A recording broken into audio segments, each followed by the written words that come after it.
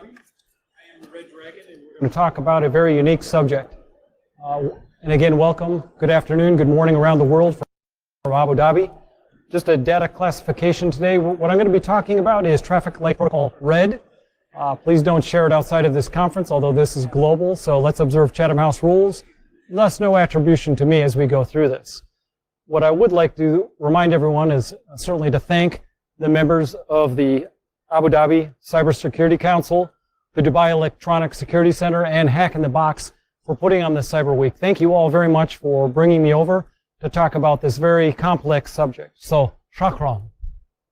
So let's talk about chemical, nuclear, and biological weapons first, and then we'll talk about really, as it relates to the Gulf Cooperation Council, the combined effect of both cyber and bioweapons affecting future conflict. I will put my contact information up at the end of this slide, and I encourage people to reach out if they have questions about the material. I have made the slides available already to the organizer, so those should be available through download or however they get those out to you. So let's talk about where we are in the earth right now. We're within the Gulf Cooperation Council, a region that I grew up in. I actually grew up in the Islamic Republic of Iran before the Shah was deposed. So you can imagine that I have a fondness for this region of the world. I've worked here in many capacities, and certainly I have a fondness for the region. Here's a geographical outlay of the area of operations that we're going to talk about today, specifically focused on the countries not only within the GCC, but also around the countries that perhaps may have a desire to destabilize the region. So let's talk about it. Really, the cyber landscape within the GCC is one of a very difficult and increasingly attack surface. There's no one dominant cyber actor. Everybody has their motivations, their capabilities, and of course there are different targets of opportunity or aggression based on motivations. One that comes to mind most recently was last week when the Moses group essentially went after Israel. What's interesting about this is they went after with ransomless malware, which means they were not looking to extract and extort, but rather destroy through basically the discussion of information that they gathered. Now, they didn't use any sort of combined arms necessarily, but it's interesting because what they did do is, without attribution, of course, for the Israelis, is they focused specifically on critical infrastructure, areas including power grid, maybe some maps, certainly the traffic, and all of the infrastructure that makes the country of Israel run. What is dangerous about this is there was no one really given direct attribution. Speaking to some of my colleagues here that are from Israel, of course, they will give you a laugh and a wink and say, we know who it was. But I don't think there's any solid attribution about that. Of course, within the GCC, as you can see on this map, this shows where this conference is coming from. My second home, the Middle East. Now, as we talk about the Moses group, it's interesting. With that ransomless malware, they were able to essentially extract a variety of types of information. As I mentioned, maps, but more importantly, they were able to extract the personnel records of the Israeli Defense Force. Now, this in and of itself may be benign, but I can tell you what, having served in the U.S. Marine Corps, if my information were out on the web from a nefarious threat actor, I'd be a little bit concerned. So let's continue to talk about this. This gives you a graphic representation of some of the critical infrastructure and certainly the graphic of the Israeli Defense Force. Now, it is no surprise, perhaps, that I put up the IRGC, the Islamic Republic Guard Corps, perhaps as a reference to those that would want to do harm to Israel with the ransomless attacks. Now, our agenda today is, of course, we're going to talk about the chemical and bioweapons within the GCC.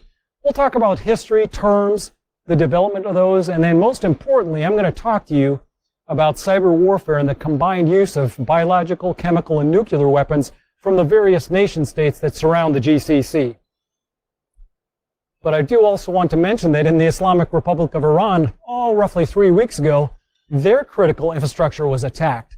Some would say perhaps that the Moses hacks were in retribution or rendition acts for what had been taking place in their country not too long ago, because the Iranians felt the wrath of having gasoline not being able to dispense. Imagine critical infrastructure where you cannot get around and conduct your daily duties. This is perhaps the nightmare of any nation, and certainly for Iran it was destabilizing for a while.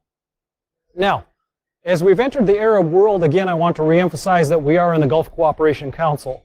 Now, the GCC in and of itself has made its presence known on a very peaceful, cooperative, achieving coordination with member states, really establishing sectors of technological, engineering, and administrative affairs, thus the Hack in the Box event sponsored here by the government. They also wanted to promote scientific and technical exchange through progress, really encouraging the private sector to come forward and help stabilize the infrastructure of the GCC members. And of course, that includes the military. And what you can understand here is that you have 6 countries, as noted up here. I won't read them to you other than to say they make up a majority of the geographic area of the Arabian Peninsula. And of course, they wanted to focus on cooperating with each other, including those military activities. What this means in terms of, I should have told you, is the bottom line up front, is that you have 6 armies that are working together with the latest military technology to defend themselves with a rather significant annual investment. Now, of course, that military readiness includes ensuring that they are protected from a variety of threat actors, from the lowest form of kinetic types of attacks, such as improvised explosive devices, to perhaps even an errant missile strike.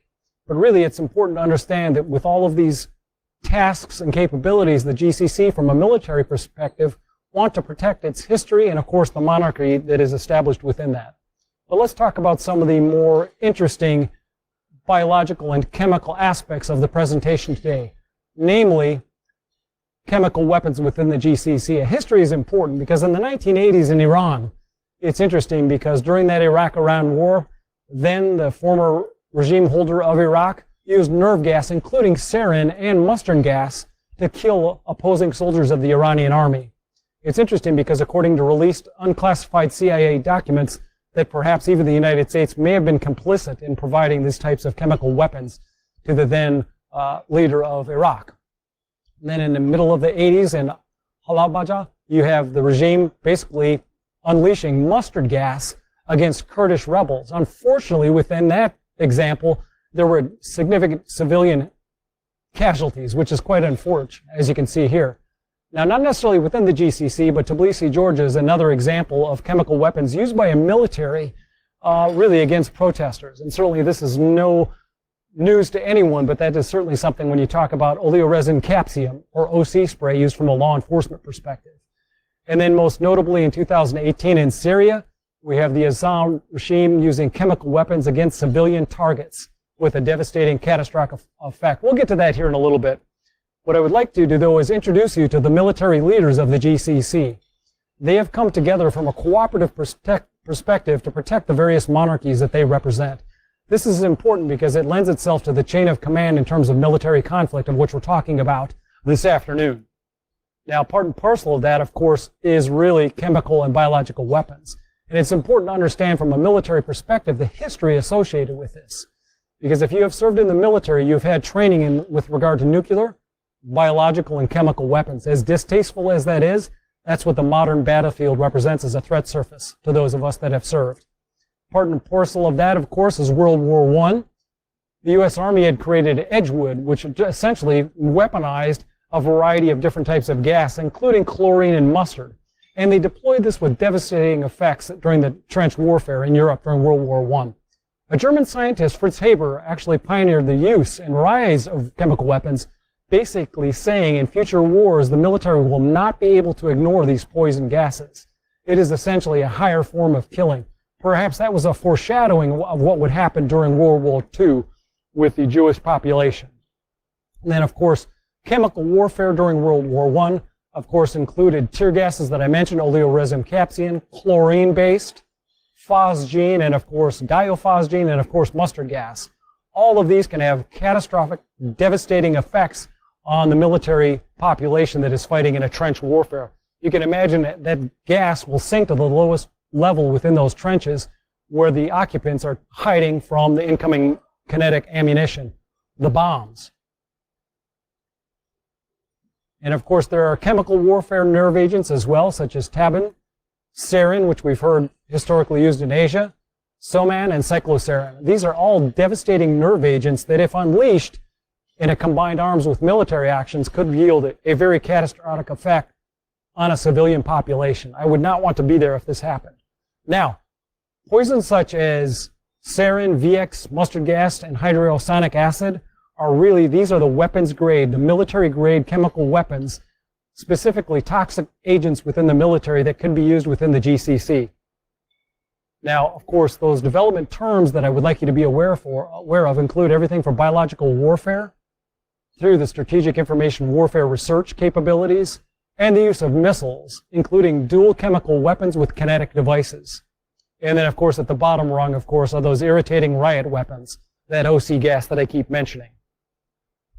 Now, weaponized military biologics and chemicals include a variety of things from bacterial biological agents, as you see on the screen, to viral biological agents such as rickettsia, chlamydia, and of course toxin-like warfare. All of these can yield such things as fungal biological warfare agents, which, if unleashed on a military action, could render the opposing enemy basically ineffective from a combat perspective.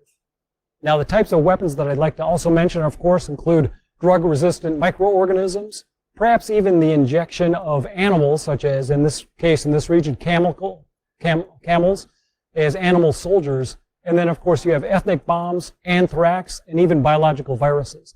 These are the types of readiness for defense that the GCC militaries must prepare themselves for. And, of course, the typical warfighting uses include area denial of adversaries, essentially spreading or spraying VX through rockets over an area. And you can see from this chart, based on the delivery method, that you can essentially focus on an area for the delivery of this, or you could essentially focus on a denial of service for a particular military. Pardon me, it's a little warm here, and I'm from a cold region of the world, Minnesota. All right. So, when it comes to warfare being used by militaries, it's important to understand that some of these delivery methods of weaponization include, as I mentioned, a wide area by bomb or missile.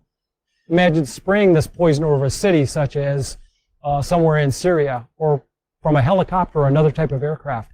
Imagine in the streets of any city within the GCC a truck racing through the streets spreading this type of gas. The enemy, in this case, may be someone that is simply driving a delivery truck that weaponizes that delivery method. The victims, unfortunately, would be civilians because these would be the populated areas that they would be targeting. And, of course, I mentioned the use of chlorine gas in Eastern Ghouta during 2018 by the Assad regime in Syria. Unfortunately, a child was killed and, of course, 11 other civilians. But it's important to note that the Assad regime had no compunction about delivering this type of warfare method. As diabolical as it was, they did it with no compunction for civilians.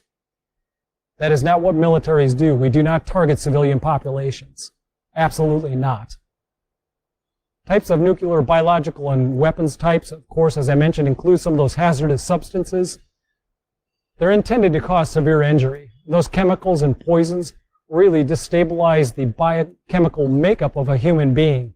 And if you're used on untrained civilians, they can be very fatal, dangerous, and can be destabilizing in and of themselves, not including the cyber, which we'll talk about here shortly. A variety of different agents that I've talked about already include those that you see here, but it's important that the classification of these biological weapons are being discovered not only by GCC countries in terms of preparation for defensive measures, but also offensively against some of the countries within the region that are not part of the GCC. Now, there are top 10 deadly toxic agents within these chemical weapons. You can see on this eye chart that you see up here. What really is important to understand that each one of these has the capability to be delivered through a military rocket system or perhaps even a ground mortar system. It's very important to understand that from a kinetic perspective, all you are doing is changing the composition of the military round from explosive device to nuclear, biological, or chemical, depending on the targeting that you're using. Now, those weapons capabilities are very interesting, and this is where it gets very, very curious. Because what I'm going to do is I'm going to talk about some of the nation states that are not part of the GCC. We'll talk about their nuclear, biological, and chemical development of weapon systems in conjunction with the likely courses of action when using cyber warfare, informatization, if you will, from a Chinese perspective. Now, in Algeria, of course, they have developed chemical weapons. They're in the early stages, I would say, from an unclassified perspective. They are certainly looking at biological weapons as well as nuclear weapons. This will equate rather interestingly to correspond to their cyber capabilities. It's a nascent, developing capability that they are not willing to publicize although you should be aware that this is indeed happening. Egypt, on the other hand, they've had certainly the direct use of oleoresin capsaicin against civilian protesters during the Arab Spring, and they have considered using other types of biological weapons. It is important to understand that from a military perspective, they are very aware that if they use those weapons too grandiosely or grandly against the civilian population, that you can imagine that that could have a destabilizing effect on the civilian population. The money slide for these two countries is their likely courses of cyber warfare action for Algeria and Egypt. Algeria, of course, they have the opportunity to learn from their neighbor nations, not only from the nuclear, biological, and chemical capability, but also from a cyber capability. Many conferences that I've attended over the past decade or so, I've met a variety of hackers, and that is exactly where they learn from each other. They don't do it from a malicious perspective. That's what the military is used for. So needless to say, they're developing that cyber muscle memory. And I believe that their third course of action is that they will begin to develop cyber activities, including offensive and defensive cyber warfare capabilities, not only against neighbors for fear of destabilizing themselves, but also against their civilian population. Egypt is another story. They have exported offensive hackers to support military capabilities of nations throughout the GCC. This should be no surprise to anyone. They do indeed have an organic civilian hacking capability. What's really unique about this is while they are primarily offensive in their nature, they will replace the defensive measures to support and continue regime continuity, basically maintaining the chain of command within Egypt. That third course of action, of course, is to realize foreign support from both the People's Republic of China and the Russian Federation to supplement developing and really organically creating an offensive and defensive military hacking capability that surpasses their neighbors. Of course, Israel, no stranger to chemical weapons. I apologize for the insensitivity of this graphic, but it details their arch enemy during World War II. Remember I mentioned Professor Haber as a foreshadowing? The Israelis will make sure, beyond a shadow of a doubt, that they are not subject to that same sort of chemical treatment of their civilian population. They learned the hard way. And certainly those biological weapons, it's interesting, they have not signed the Bioweapons Convention, the BWC. And while they have conducted extensive research into these capabilities, and they have a dedicated research facility regarding biological research, they are intent on ensuring that they have a defensive capability. But make no mistake, ladies and gentlemen, they will use it if they feel threatened.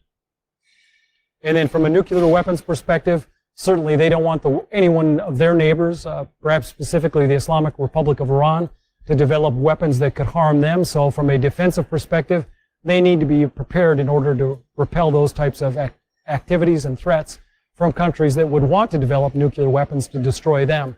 It is very much a rocky road, no pun intended. Now, the likely cyber warfare courses of action for the Israeli nation, of course, the number one COA, in response to aggression from neighbors, most likely to operationalize the use of combined arms in a traditional sense, such as kinetic attacks, the standard military, and focus on direct military action on high-value targets of opportunity. Think about a low-level attack such as destabilizing the critical infrastructure of Iran, and if they got angry enough, perhaps they would use chemical weapons to destabilize a region of that particular country for their offensive aims. Again, that's statecraft at its finest. Their second COA, of course, is preemptive physical attacks on adversary nation-states. Think of Stuxnet and the Operation Olympic Games. Prevent further development of nuclear, biological, and chemical weapons. If you can have that first mover advantage from a military perspective, you own the battlefield, you will be victorious. This would be the mantra of the Israeli Defense Forces. The third course of action, of course, would be that combined use of military operations by cyber preparation of the battlefield specifically, creating further soft targets for destruction, and the degrading the critical infrastructure, making it unusable through both kinetic means as well as potentially chemical weapons to essentially render the adversary useless, destabilize, demoralize the civilian population. If you do that, ladies and gentlemen, successfully, you have achieved your operation of using combined arms from a cyber and a nuclear, biological, chemical perspective.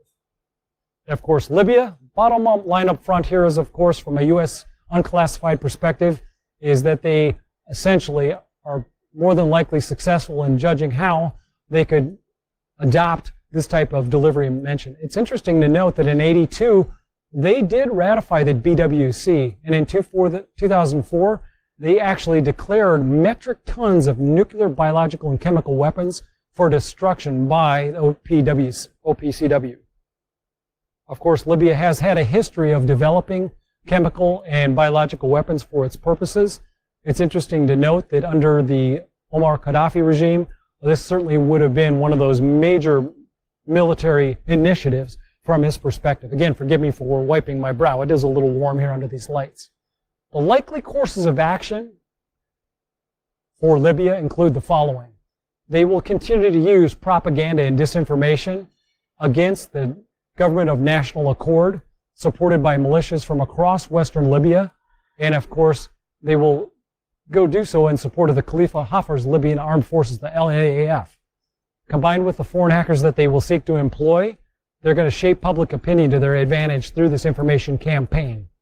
So they're not going to necessarily attack the critical infrastructure unless it becomes necessary for them to deny the use of infrastructure by civilians. Course of action number 2 is, of course, the increased use of Chinese-made drones and surveillance capabilities. Also conducting long-range strikes on arms depots and facilities such as airports. It's really important because they will use this for close air support for units of the military embeshed in military operations on urban terrain, MOUT. And then that third action is they're going to attempt to move beyond entry-level cyber operations and focus on more network-based types of offensive and defensive attacks. If they are successful at this, I predict that they will use that in conjunction with a chemical store in order to deny areas of rebels so that they can fix them in place and destroy them with these Chinese drones. And then, of course, Syria. I've already mentioned them, but needless to say, they certainly have the capability from a very distinct perspective of developing bioweapons programs. It's interesting to note that they have a significant capability not only for ground-based attacks, but certainly from air delivery mechanisms. And that is what has happened throughout Syria historically. What's interesting, in 2020, they were responsible for a total of 3 chemical attacks targeting the civilian population.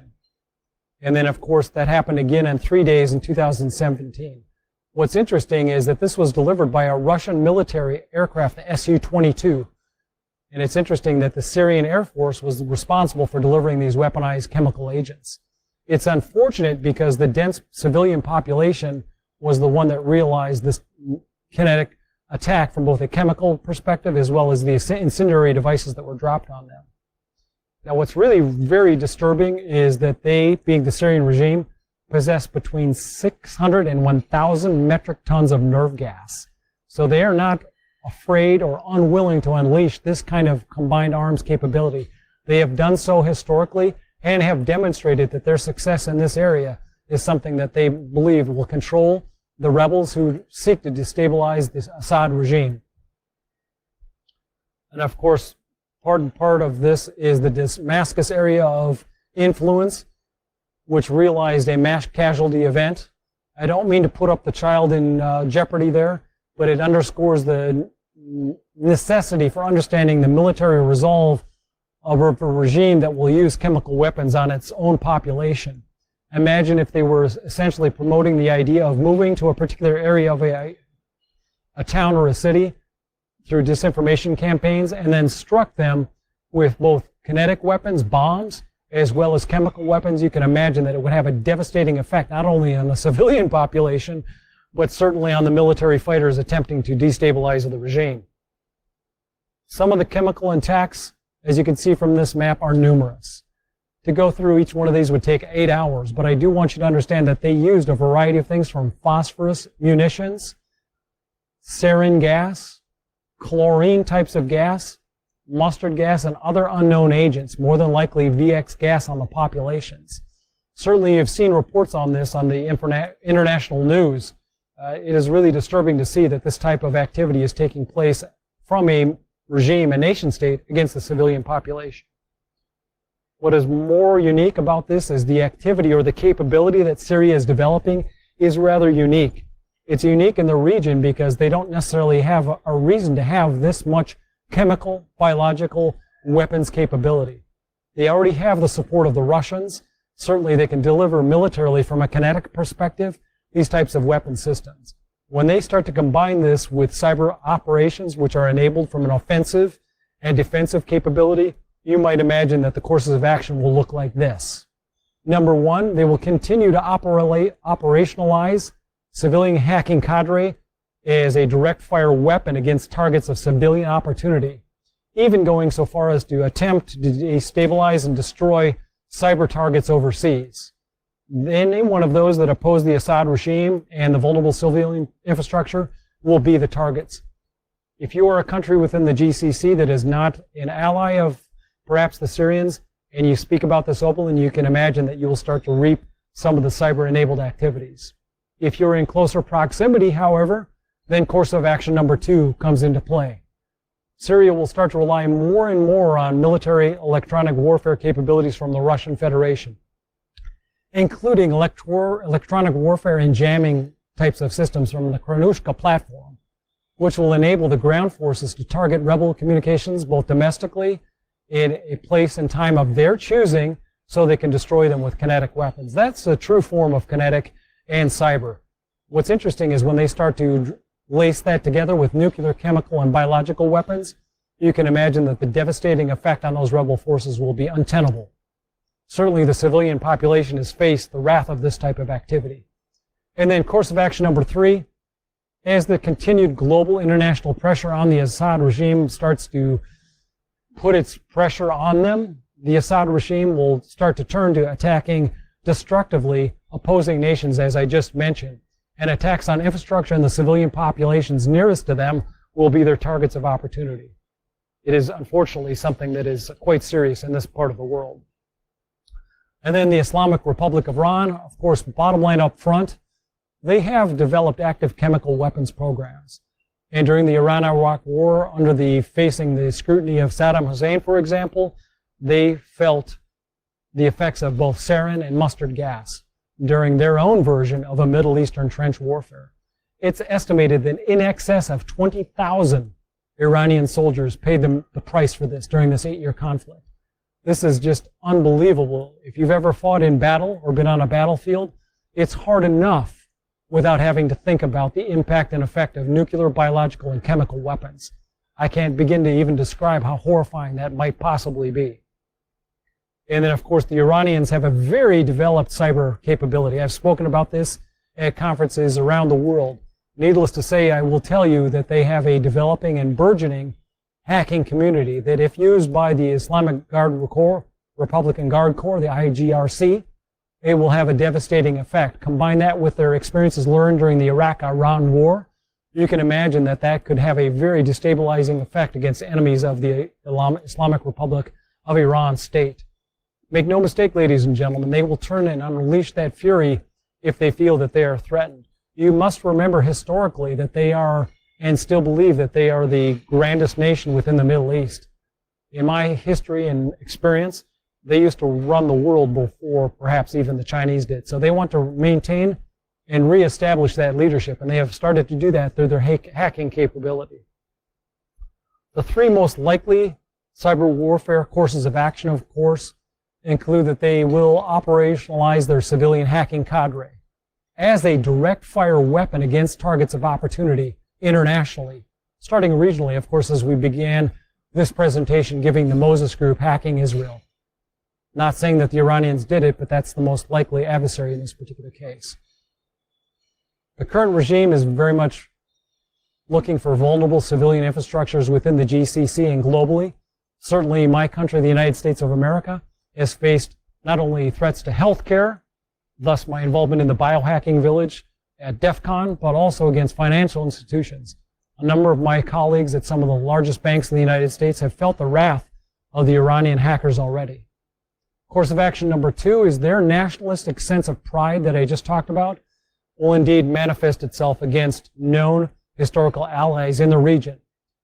And it will include a form of enduring hacking campaigns directed against specific critical infrastructures. I just mentioned the experience from hacking by Iran in my country. You can expect that that will happen here in this region. What remains to be seen, however, is that the Iranians hack healthcare, banking, and nuclear energy development as a response to their country being taken down, they will most certainly use a chemical or a biological weapon to destabilize the civilian population with the end game of achieving victory at all costs.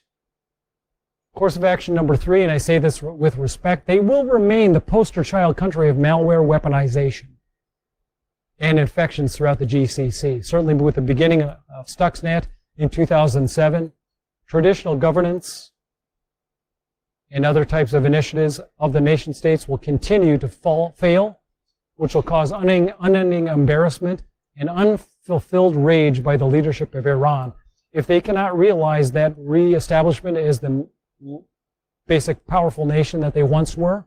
They will start to act out as a petulant child. It's a very curious developing situation.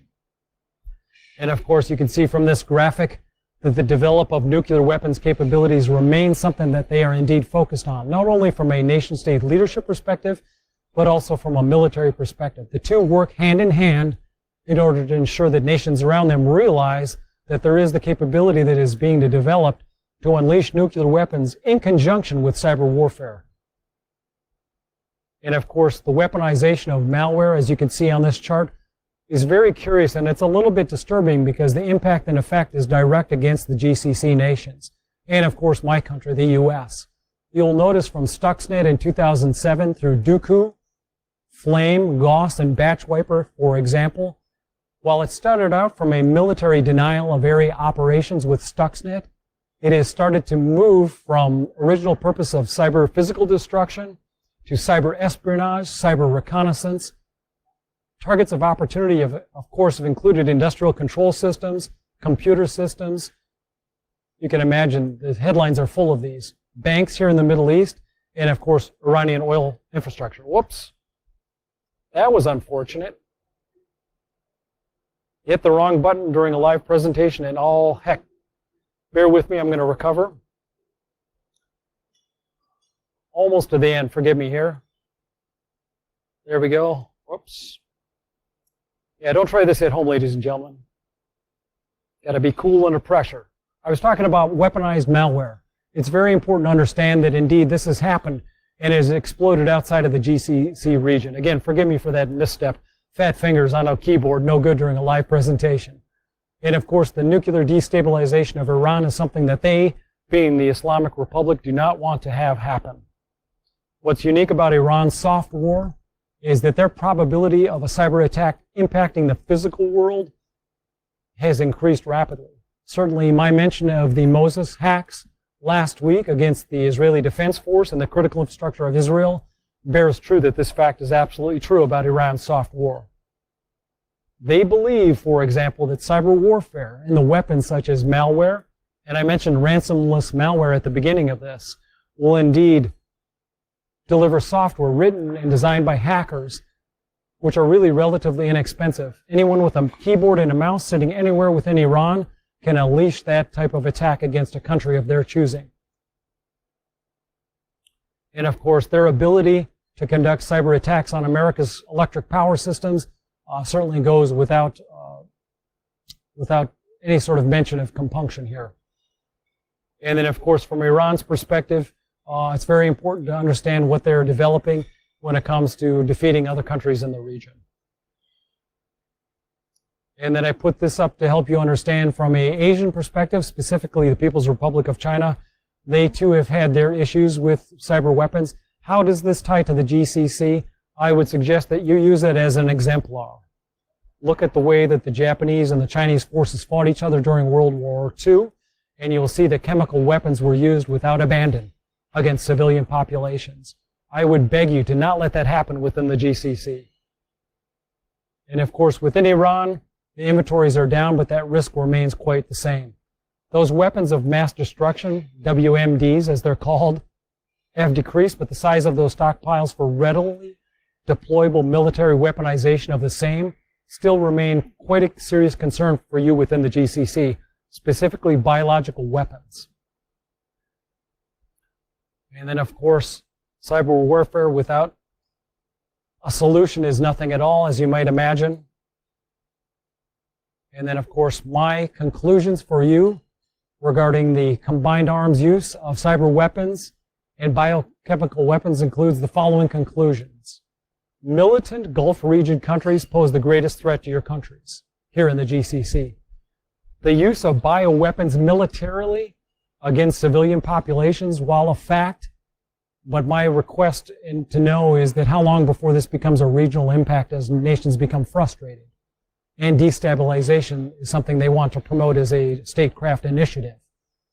Terrorist activities are going to occur with emphasis on bioweapons. This has occurred throughout the world. You can imagine that terrorist activities using biochemical and nuclear weapons will happen in the GCC. I hope that's not the case. And of course, I've been accused of predicting things that happen, and I hope that doesn't happen here. The military use of bioweapons is, in fact, something that has occurred in the Gulf region, during wartime specifically, during a conflict.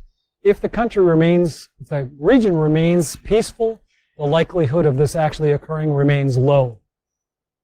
GCC nation neighbors are more interested and focused on the use of military bioweapons. That doesn't mean they're going to deploy them. It just means that they need to prepare for success should they be unleashed. Number 6, there is a distinct correlation between nuclear, biological, and chemical weapons within militant regional nation states. Think Algeria, think Libya, think Iran, and certainly other countries that would have a desire and a reason to deploy those types of weapon systems. With the departure of my country, the United States, from the GCC region, unfortunately, the increased use of bioweapons is probably going to take place. Terrorist activity will run unabated because they now see that there is no threat from the West to destabilize a terrorist network. Economic development by the People's Republic of China is going to increase, and the adaptation of these Chinese manufactured red bioweapons capabilities will increase for some of these nation states that pose a threat to the GCC. Cooperation, communication, and collaboration is necessary from a cyber information, a military cyber operations perspective to defeat, degrade, and destroy the asymmetric bioweapons threats posed to all GCC nations. To sum it up, you've got a long road ahead of you, but it can be accomplished. That concludes my presentation today. Again, this is how you get a hold of me. I will be here at Hack in the Box in Abu Dhabi. Again, thank you to the sponsors for the event and bringing me over. Thank you to the United Arab Emirates and the monarchy for allowing me to speak on this sensitive subject. Thank you very much, and have a great day.